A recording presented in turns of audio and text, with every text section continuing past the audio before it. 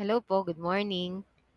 Bale, try po natin i-follow yung, ah, nakasulat sa email na na-receive natin para sa PNPKI Digital Certificate. Sasabi po niya, to continue with the enrollment of your signing certificate, visit the self-service portal. So, ang kailangan po, open yung email na na-receive. Tapos, ito pong may blue na letters, HTTP, i-click lang po natin yan para mapunta tayo dun sa self-service portal nila. Tapos makikita nyo po dito sa email, meron siyang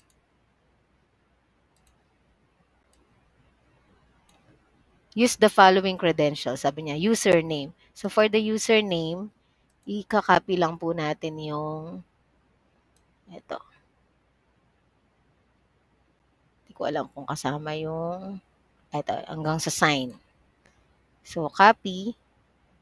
Tapos paste lang po natin dito. Tapos password.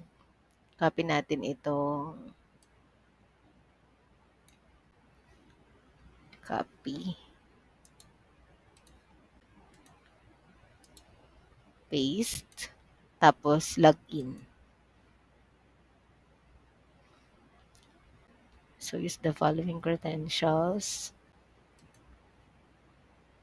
That's step 1, vinisit na natin to. Step 2, we use the username and the password na sinend.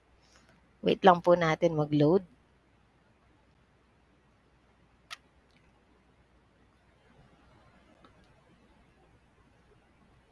Yan. So pag nandito na po kayo, not now po ito kung magpa-pop up siya sa inyo. Sabi niya, the third step is to change self-service portal password via My Setting. Ako, para hindi laging nagpapakita to, pwede mong hindi i-check ito. Pero kung gusto mong laging nakikita para mabasa mo pagka-login, naka-check po yun. So, close ko na. Sabi niya, third step is to change self-service portal password via My Setting. So, punta tayo sa My Setting. Punta po tayo sa change password. Yan. So, yung password po kasi natin kanina, mahaba eh. Yung kinapi lang natin dito, ito oh. So, para hindi na yan yung kailangan nating i-enter every now and then, papalitan na po natin siya ng gusto nating password. So, kailangan muna natin kopyahin yung current password. Lagay natin dito sa current password. Tapos, maglalagay na po tayo ng new password natin. Yung gusto po nating password. So, takpan nyo muna po yung mata nyo para di nyo makita yung password ko. Hindi ko cover ko na lang. Ayan. Ang dapat daw po ang password natin ay 8 to 25 characters with at least 1 alphabet and 1 number. So, kailangan yung combination siya ng alphabet and number. At least 1 naman. Kung gusto mong lahat number, basta lagyan mo siya ng isang alphabet. Or lahat alphabet, basta lagyan mo siya ng isang number.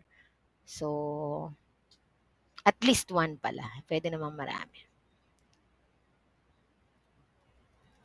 Hindi nyo naman pala makikita. Yan.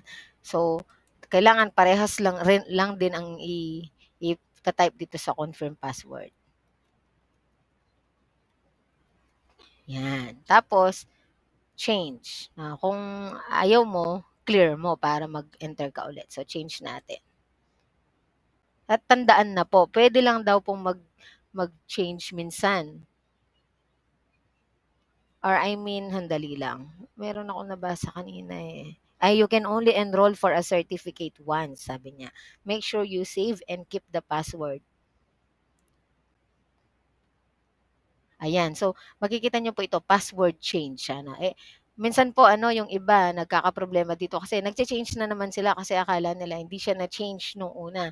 Kaya nakakalimutan na nila yung mga password nila kasi marami silang na-enter na password. Akala nila hindi natatanggap ng site. So, meron na po ditong prompt dito sa taas, upper left, password change. Sabi niya. So, yung bagong password mo na ay yung bagong in-enter mo. And then, step, na tayo? Tapos na yung step 4, enroll for a certificate via enrollment Enroll for a certificate via enrollment. So, punta tayo dito sa enrollment. Tapos, gusto kayang pangawan ko. Enroll for a certificate via enrollment. Tapos, certificate enrollment. Select RSA. Ito, select daw natin yung RSA key algorithm and 2048 key size. Ayan, maka 2048 na. 2048 key size. Set your P12 digital certificate password. So, katulad lang, pwede pong parehas na lang nung password natin kanina para di natin makalimutan. Pero depende po sa inyo. Kasi ano lang din siya, 8 to 25 characters with at least 1 alphabet and 1 number. So ako same na lang po ang gagawin ko or ang gagamitin kong password dun sa kanina para di ko makalimutan. Yan. Step 4 na yon. So after that, enroll. Okay. Huwag pong kakalimutan ng password.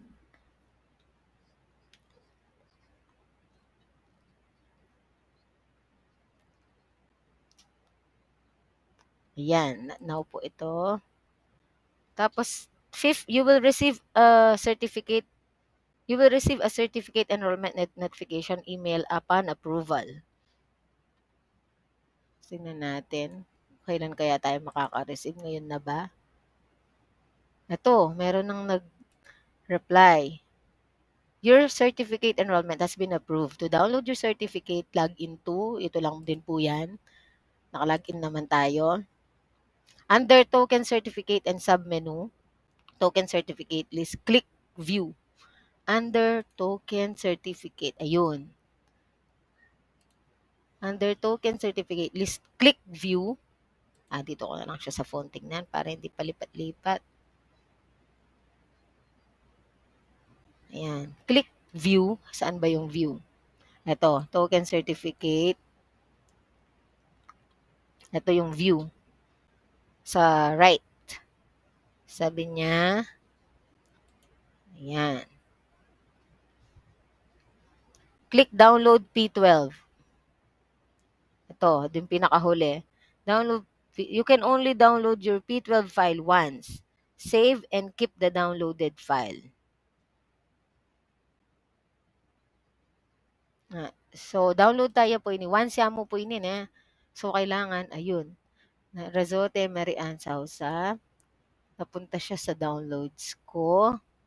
So, ikikip ko siya. Ito.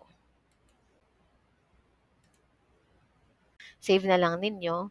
At tandaan kung saan na-save. Yun lang po.